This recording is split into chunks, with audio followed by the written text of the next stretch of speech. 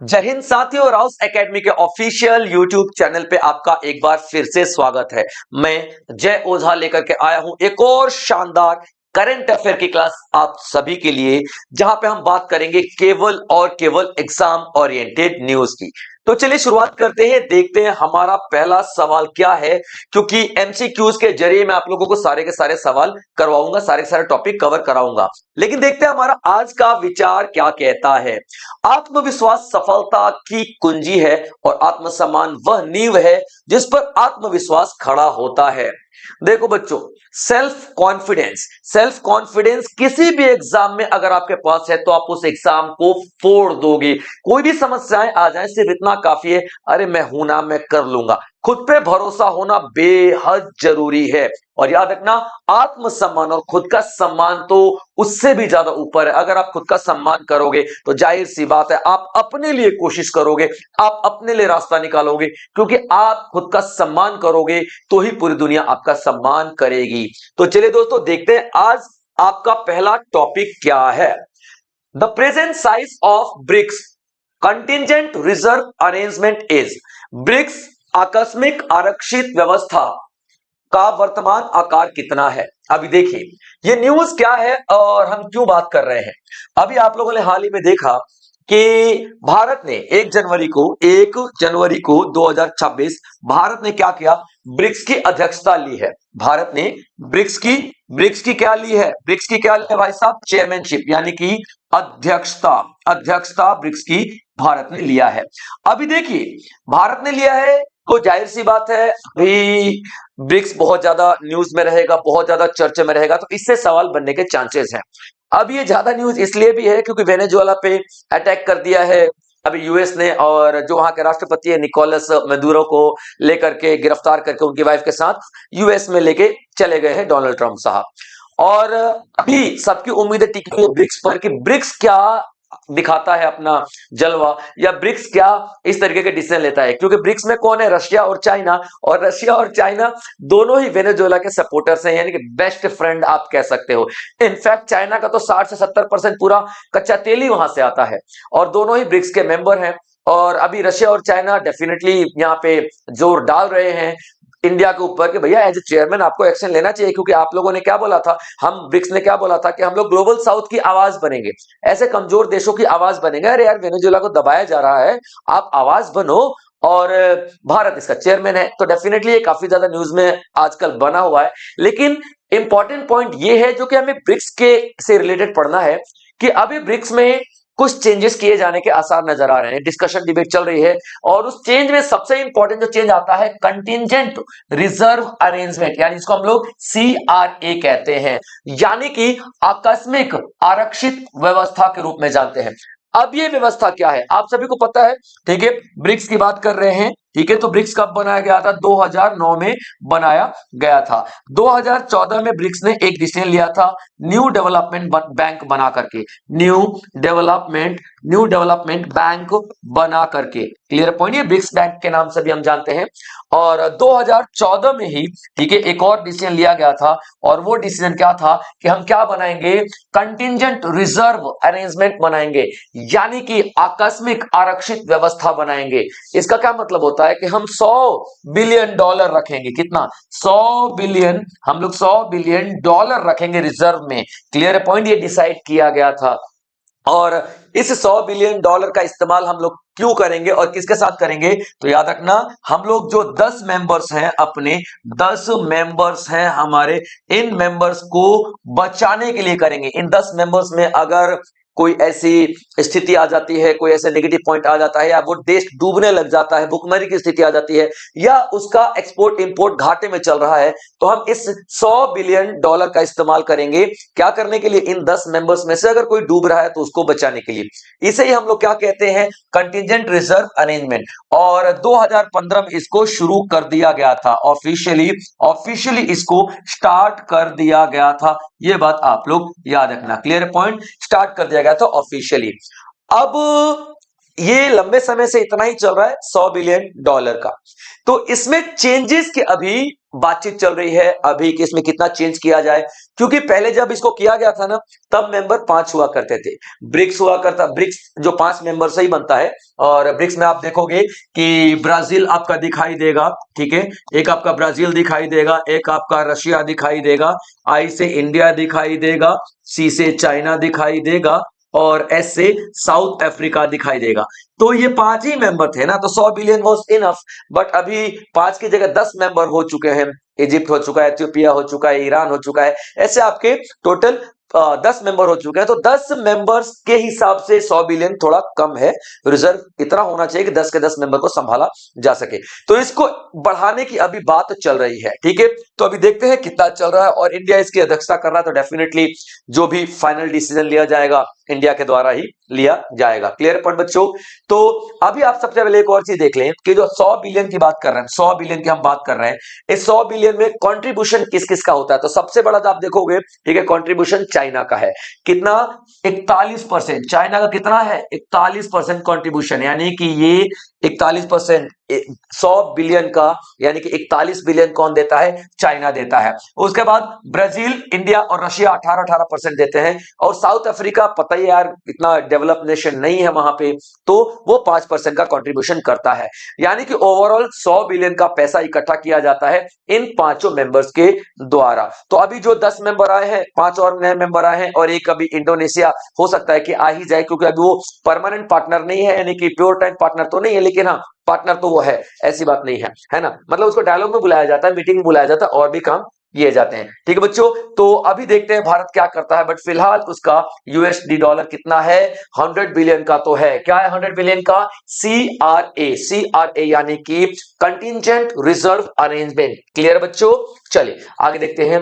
Who is the new chief justice of the Sikkim high court? Chief justice जो Sikkim high court के appoint किए गए हैं वो कौन है, आपको बताना है। ठीक है बच्चों, तो मोहम्मद मुश्ताक जी हैं, मोहम्मद मुश्ताक जी हैं। ए मोहम्मद मुश्ताक, विश्वनाथ समद्दर एंड प्रेम सिंह तमंग, ओम प्रकाश माथुर। तो करेक्ट आंसर आपका आ जाएगा बच्चों ए। ठीक है, ए मोहम्मद मुश्ताक जी हैं। ठीक है, याद रखना, मोहम्मद मुश्ताक जी, मोहम्मद मोहम्मद मोहम्मद मुश्ताक, इन्हें क्या बनाया गया है? मोहम्मद मुश्ताक को क्या बनाया गया है? सिक्किम का, ठीक है याद रखना, सिक्किम जो हाई कोर्ट है, सिक्किम हाई कोर्ट है, हाई कोर्ट, इसका सिक्किम हाई कोर्ट का चीफ जस्टिस बनाया गया है। ठीक है, चीफ जस्टिस के रूप में, चीफ जस्टिस के रूप में इन्हें नियुक्त किया गया है, याद रखिएगा। और इंपॉर्टेंट बात क्या है कि इनका जो नियुक्ति हुई है वो किसके प्रेजेंस में हुआ है? तो आप सीएम के नाम यहाँ पे लिख लोगे। ठीक है, जो प्रेजेंस, याद रखना, अगर नहीं भी है तो प्रेजेंस तो सीएम की है, तो सीएम का नाम आपको याद रखना है, इससे ज्यादा आपको यहाँ पे कुछ भी नहीं याद रखना है। क्लियर पॉइंट यहाँ पे।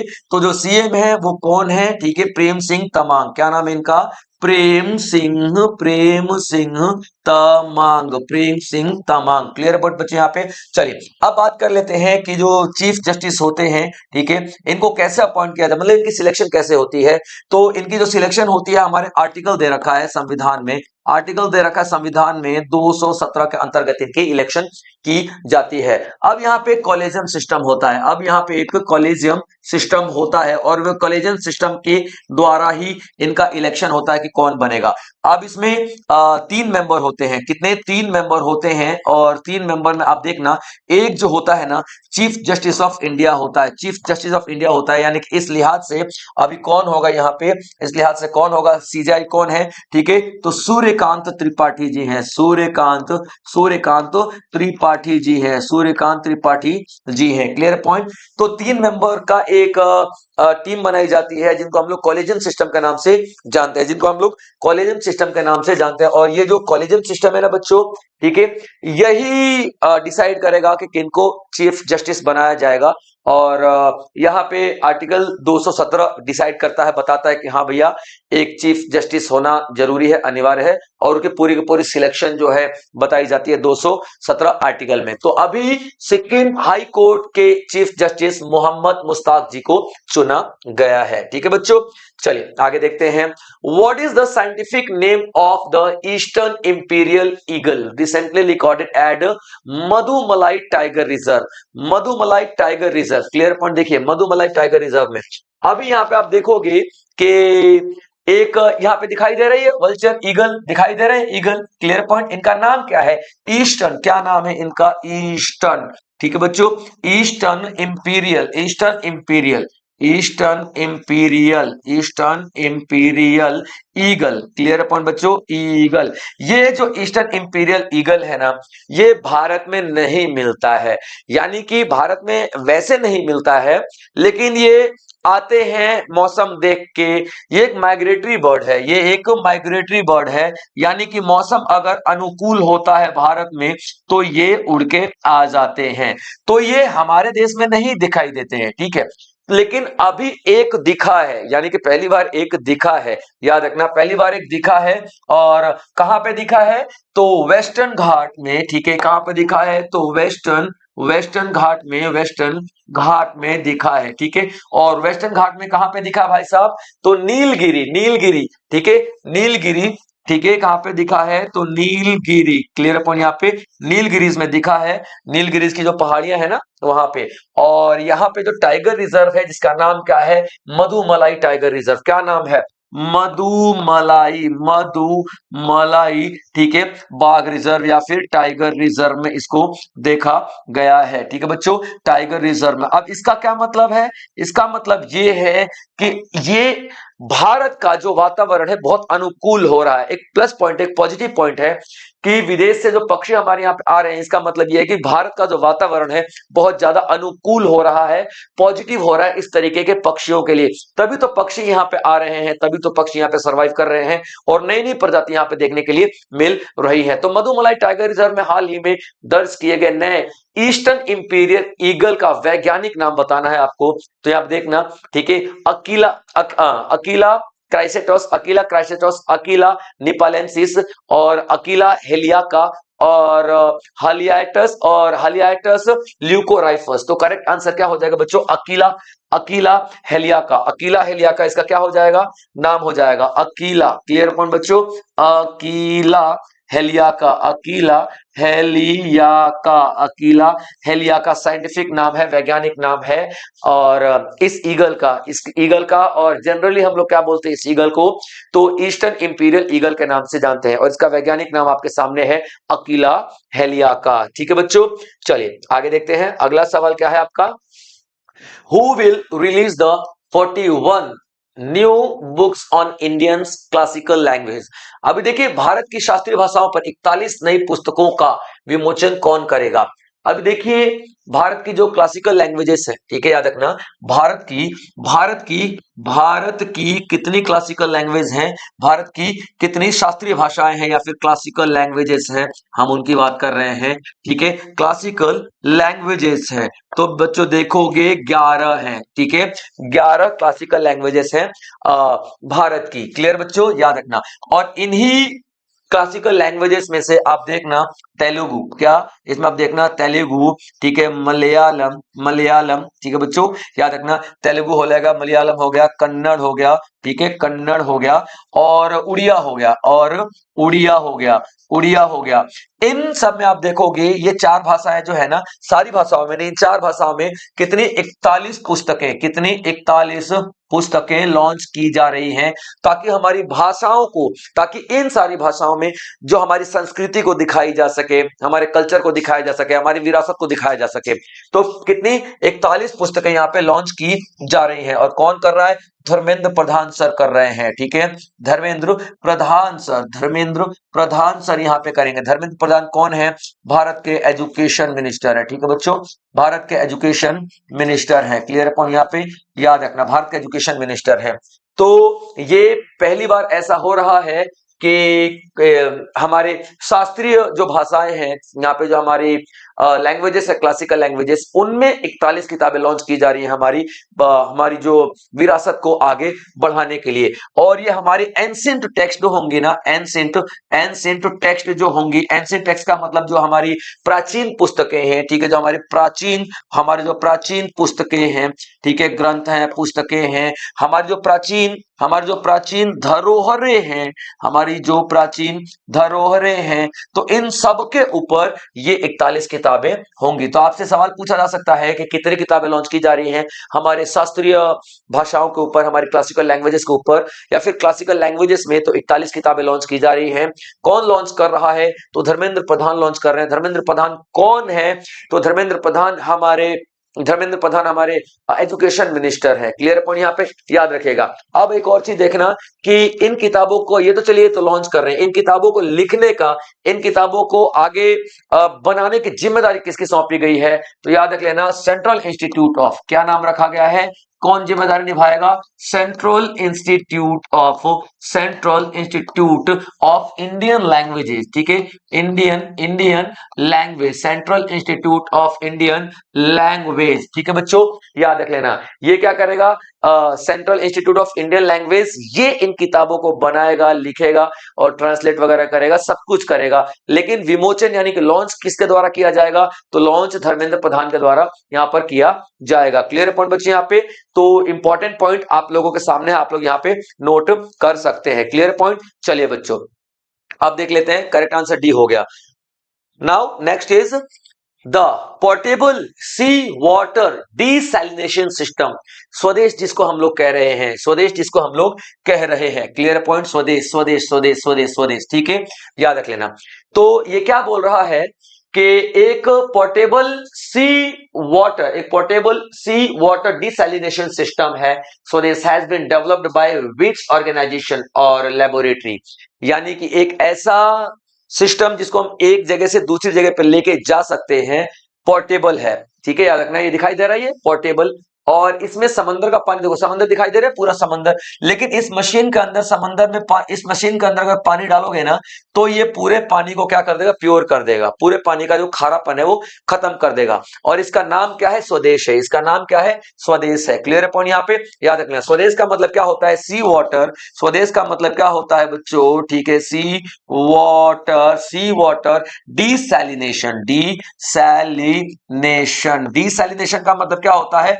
नमक निकाल देना, ठीक है, नमक या खारापन निकाल देना, ठीक है। तो सी वाटर डिसैलिनेशन सिस्टम, क्लियर है पॉइंट यहाँ पे, जिसको हम लोग शॉर्ट में स्वदेश के नाम से जान रहे हैं, ठीक है, शॉर्ट में स्वदेश के नाम से जान रहे हैं। किसने डेवलप किया इसको? तो डीआरडीओ की एक लेबोरेटरी है, लेबोरेटरी है, और लेबोरेटरी कहां की है? ठीक है, तो जोधपुर वाली है, ठीक है, याद रखना, जोधपुर वाली है, ठीक है।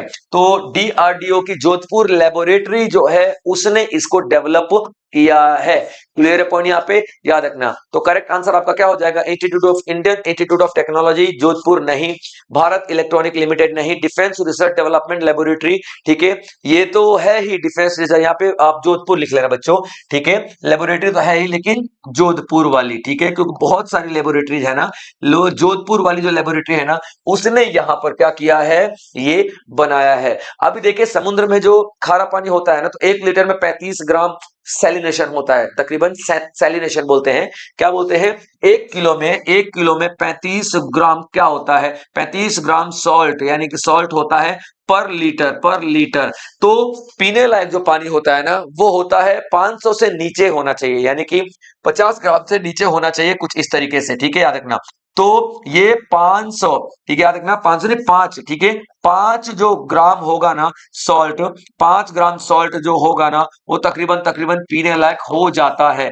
तो ये पानी क्या करेगा? उससे ना नमकीन यानी खारापन निकाल देगा, और जो 35 ग्राम 1 लीटर में नमक घुला होता है, यानी कि 35 ग्राम मतलब इतना कम से कम होगा, तो छोटा सा जो होगा ना 5 ग्राम, उतना तो पी ही सकता है आदमी। और ये पोर्टेबल है, ठीक है, ये जो स्वदेश है ना भाई साहब, ये स्वदेश है, ये क्या है? स्वदेश है ना, ये पोर्टेबल है, कंधे पे उठाओ और एक जगह से दूसरी जगह लेके आप इजीली जा सकते हो। और यहाँ पे सैनिकों को अब अलग अलग जगहों पे जाना पड़ता है, सैनिकों को दूर दूर जाना पड़ता है, तो ये इस तरीके का ये इक्विपमेंट ये लोग लेके जा सकते हैं अपने साथ। तो defence research development laboratory Jodhpur ने डेवलप किया है स्वदेश, जो कि खारे पानी को मीठे पानी में कन्वर्ट कर देगा, और ये आपका एक इंपॉर्टेंट इनोवेशन है, दिखाई दे रहा है DRDO की तरफ से। चलिए, इंडिया ने अपना first 3D printed automatic weather station AWS launch किया है यहाँ पे, ठीक है। फरवरी में लॉन्च हो रहा है, और मतलब अभी बताया कि हाँ भैया लॉन्च हम कर रहे हैं, और फरवरी में इसको लॉन्च किया जाएगा, ठीक है, याद रखना। तो भारत ने एक मिशन लॉन्च किया था, ठीक है, एक मिशन लॉन्च किया था, और इस मिशन का नाम क्या था? मौसम। इस मिशन का नाम क्या था? मौसम। मौसम का मतलब क्या होता है? वेदर, ठीक है बच्चों, वेदर। इस मौसम का नाम क्या होता है? वेदर। Clear point. तो इसमें क्या बोला गया है कि अब इस मिशन में जो मिशन मौसम है, ठीक है, मिशन मौसम जो है, ठीक है, मिशन मौसम, ठीक है, इसमें इसके तहत क्या किया गया? 3D यानी कि हर चीज आपको ऐसे दिखाई देगी कि यार सब कुछ हमारे सामने ही हो रहा है। तो इसमें इन्होंने क्या किया है? एक बनाया गया है 3D। 3D में क्या बनाया गया, याद रखना, 3D printed automatic weather station, ठीक है, याद रखना, 3D प्रिंटेड ऑटोमेटिक, क्या? ऑटोमेटिक वेदर, ठीक है बच्चों, याद रखना, वेदर, ऑटोमेटिक वेदर को प्रिडिक्ट करने के लिए, वेदर को प्रिडिक्ट करने वाला एक ऑटोमेटिक मशीन बनाया है। क्लियर है? तो सर पहले नहीं होता था क्या? तो होता था ना यार, पहले भी होता था, लेकिन ऑटोमेटिक भी होता था पहले, लेकिन 3D प्रिंटेड नहीं होता था। 3D प्रिंटेड का मतलब तूफान चल रहा है तो आपको दिखेगा अरे तूफान चल रहा है, ठीक है। ये टेम्परेचर आपको प्रॉपर दिखाई देगा, जरा सा भी टेम्परेचर बढ़ता हुआ घटता हुआ दिखाई देगा, यानी कि यहाँ पे टेम्परेचर की बात होगी, टेम्परेचर दिखाई देगा। उसके बाद आप ह्यूमिडिटी की बात करोगे, ह्यूमिडिटी दिखाई देगा, ठीक है। मौसम की बात करो यानी क्लाइमेट की बात करो, ठीक है, क्लाइमेट तो नहीं, ठीक है, क्योंकि वेदर क्लाइमेट तो बहुत लंबे समय में चेंज होता है। तो ये सारी की सारी चीजें आपको दिखाई देंगी। तो भारतीय जो सरकार है, भारत की सरकार, उसने एक मिशन लॉन्च किया था, मिशन मौसम। उसी के तहत यहाँ पे डेवलप किया गया है एक 3D printed automatic weather station. Clear है बच्चों यहाँ पे? तो ये किसने बनाया है आपको ये बताना है। IMD New Delhi, Indian meteorological department New Delhi, national centre for medium range weather forecasting NCMRWF, मध्यम अवधि मौसम पूर्वानुमान हेतु राष्ट्रीय केंद्र, Indian institute of tropical meteorological IITM Pune, IISC Bengaluru. तो करेक्ट आंसर क्या हो जाएगा? Indian institute of tropical meteorology, ठीक है बच्चों, याद रखना। क्या है ये? IITM कहाँ का इंस्टीट्यूट है? पुणे का इंस्टीट्यूट है, याद रखना। Clear point. तो अभी इसको सिर्फ दिल्ली में ही इसको किया जा रहा है, और दिल्ली के बाद आप देखना कि धीरे धीरे करके बहुत सारे देशों में, बहुत सारे जगहों पे इसको अभी 50 सिटीज में लगाया जा रहा है, और फाइनल प्लान इनका 80 शहरों में लगाने का है, ठीक है, 80 शहरों में लगाने का है, याद रखना, ठीक है। तो आप देखोगे कि इंडिया का पहला 3D printed automatic weather station under mission Mausam mission के अंदर डेवलप किया गया है। किसके द्वारा? IITM पुणे के द्वारा, Indian institute of tropical metrology, IITM Pune के द्वारा, ठीक है बच्चों। चलिए आगे देखते हैं। Which German leader is scheduled to visit India on 12th and 13 जनवरी? 12 और 13 जनवरी को कौन सा लीडर जर्मनी का भारत में विजिट के ऊपर आ रहा है, आप देखना। Clear point. तो भारत का जो आपका जर्मनी का, ठीक है, जर्मनी की बात करें, ठीक है, जर्मनी के जो वाइस चांसलर हैं, जर्मनी की वाइस चांसलर हैं, वो आ रहे हैं। तो वो जर्मनी का वाइस चांसलर कौन है? उर्सुला वॉन दे लियन, एंटोनियो कोस्टा, फ्रेडरिक मर्ज। तो बच्चों फ्रेडरिक मर्ज है, कौन है इनका नाम? ठीक है, याद रखना, फ्रेडरिक, ठीक है, क्या नाम इनका? Friedrich Merz. क्लियर पॉइंट बच्चों, फ्रेडरिक मर्ज आ रहे हैं, और कहां पे आ रहे हैं? तो भारत में आ रहे हैं, भारत के विजिट पर आ रहे हैं। और कितने तारीख को? 12 से लेकर 13 जनवरी 2026 को आ रहे हैं। ये आकर के क्या करेंगे? तो डिफेंस के बारे में हम लोग बात करेंगे, ठीक है, क्या ये डिफेंस के बारे में हम लोग बात करेंगे। उसके बाद हम लोग इंडस्ट्री इंडस्ट्री 4.0 के बारे में बात करेंगे। इंडस्ट्री 4.0 के बारे में बात करेंगे। 4.0 का मतलब ये नहीं है कि 1 2 3 चौथा वाला है, नहीं, ठीक है, याद रखना, फोर्थ वर्जन हो, यानी कि फोर्थ रिवॉल्यूशन ऑफ इंडस्ट्रियलाइजेशन, ठीक है, इसका मतलब क्या है, fourth revolution of industrialisation, industrialisation, ठीक है, इंडस्ट्रियलाइजेशन, यानी कि जो चौथी, जो आपका चौथा रिवॉल्यूशन है, चौथी क्रांति इंडस्ट्रियलाइजेशन की है, उसको प्रमोशन किया जाएगा यहाँ पे। और चौथी क्रांति में आप क्या देखोगे, एआई का इस्तेमाल देखोगे, फॉरेन ट्रेड देखोगे, यानी कि तमाम तरीके की चीजें आप यहाँ पे देखोगे। तो आप देखोगे कि ये जो हमारे जर्मनी के वाइस चांसलर हैं फ्रेडरिक मर्ज भारत में आ रहे हैं 12 और 13 जनवरी 2026 को। और साथ में एक और इंपॉर्टेंट पॉइंट आप लोग देखना कि 26 जनवरी 2026 को यूरोपियन यूनियन, ठीक है बच्चों, याद रखना, किसके, यूरोपियन यूनियन के लीडर्स भी भारत में आ रहे हैं। यूरोपियन यूनियन के लीडर्स भारत में आ रहे हैं, क्या बन के, चीफ गेस्ट बन के, ठीक है, चीफ गेस्ट बन के आ रहे हैं। और यूरोपियन यूनियन के लीडरों में दो नाम आप लोग याद रख लेना, ठीक है, पहला तो आप याद रख लेना, ठीक है, उर्सुला, ठीक है, याद रखना, उर्सुला वॉन देर लीयन। और दूसरा आप लोग नाम याद रख लेना बच्चों, ठीक है, एंटोनियो, क्या, एंटोनियो कोस्टा, ठीक है। ये तीन लीडरों का नाम याद रखना जो रिसेंटली विजिट करने वाले हैं और रिसेंटली विजिट कर रहे हैं भारत के अंदर में, ठीक है बच्चों। चलिए आगे देख लेते हैं। अगला जो न्यूज आती है आपकी, क्या आती है, which type of visa has been introduced by Indian for Chinese nationals to facilitate business and investment related activities. अभी देखिए, व्यवसाय एवं निवेश से संबंधित गतिविधियों को सुगम बनाने के लिए भारत ने चीनी नागरिकों के लिए किस प्रकार का वीजा शुरू किया है। अभी देखिए, चाइना के साथ जो अपने 2020 में गलवान घाटी का प्रॉब्लम चल रहा था, उसके बाद हम लोगों ने सारे के सारे संबंध चाइना के साथ बंद कर दिए थे, यानी कि हम उनके साथ ना ही वीजा दे रहे थे ना ही व्यापार कर रहे थे। बट अभी भारत ने धीरे धीरे चाइना के लिए रास्ते खोलने शुरू कर दिए हैं, क्योंकि अभी थोड़े बहुत हमारे हालात ठीक होने शुरू हो चुके हैं, क्योंकि भारत का और ये जो आपका चाइना का फिलहाल कहा जाए शॉर्ट टर्म के लिए तो दुश्मन एक ही है और वो है यूएसए। यूएसए ने जिस तरीके से चाइना पे टैरिफ लगाया है उसी तरीके से भारत पर भी टैरिफ लगाया है। जिस तरीके से चाइना को परेशान कर रहा है उसी तरीके से भारत को भी परेशान कर रहा है। नो डाउट हमारे स्ट्रेटेजिक पार्टनरशिप है, स्ट्रेटेजिक रिलेशनशिप चल रहे हैं, बट स्टिल हम परेशान तो है ना। तो चाइना और भारत एक दूसरे को सपोर्ट करने शुरू कर चुके हैं इस पॉइंट पे तो एटलीस्ट। तो आप देखोगे कि धीरे धीरे इन लोगों के बीच में संबंध शुरू हो रहे हैं। तो चाइना ने अभी ई टूरिस्ट वीजा, ई मेडिकल वीजा, ई कॉन्फ्रेंस वीजा, ई बी4 बिजनेस वीजा शुरू कर दिया है, यानी भारत ने अलाउ कर दिया है, ठीक है, याद रखना। कौन सा ई बी4 बिजनेस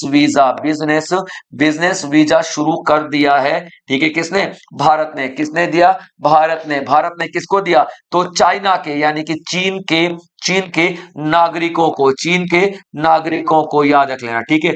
और ये एक प्योरली डिफाइंड वीजा होगा, प्योरली डिफाइंड, यानी कि ये पूरी तरीके से डिफाइंड वीजा होगा। और ये डिफाइंड का मतलब क्या होता है, ठीक है, जिस काम के लिए करने जो काम करने आए हो आपको वही काम करके जाना है। ऐसा नहीं है कि लगे हाथ आप टूरिस्ट वीजा लेके आए हो और ये भी काम कर लिया, नहीं नहीं नहीं, प्योर डेफिनेशन एक एक पॉइंट लिखा रहेगा यहाँ पे और आपको सब कुछ फॉलो करना पड़ेगा। तो ये डिफाइंड वीजा होगा, याद रखना, डिफाइंड डेफिनेशन होगी इसकी प्रॉपर तरीके से। और इसके जरिए आप कितने दिन तक, यानी कि 6 महीने तक आप भारत में रह सकते हो, 6 महीने तक भारत में रह सकते हो। ये सारी बातें आपको याद रखना है, ठीक है, 6 महीने तक आप भारत में रह सकते हो।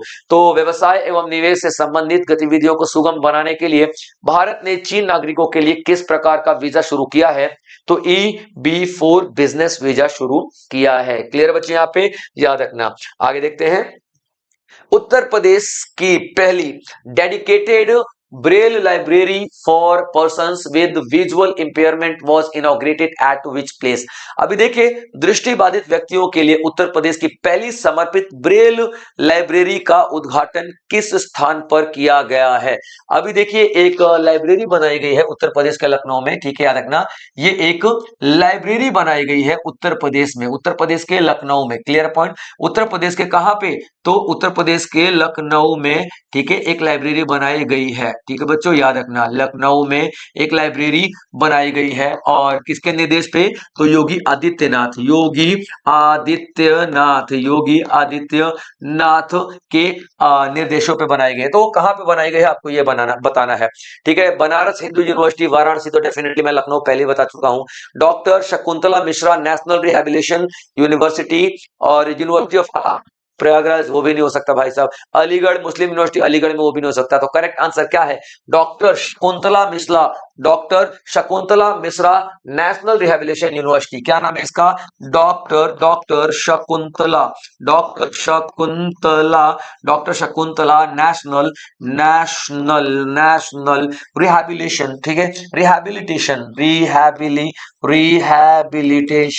ठीक है, रिहेबिलिटेशन यूनिवर्सिटी, ठीक है। इसी यूनिवर्सिटी के कैंपस में स्वामी विवेकानंद लाइब्रेरी है। क्या है, स्वामी विवेकानंद लाइब्रेरी है, स्वामी विवेकानंद लाइब्रेरी है। और इसी लाइब्रेरी में ब्रेल लिपि वाली, ठीक है याद रखना, कौन सी, ब्रेल लिपि वाली, ब्रेल लिपि लाइब्रेरी जो लाइब्रेरी है उसको लॉन्च किया जा रहा है, ब्रेल लिपि लाइब्रेरी।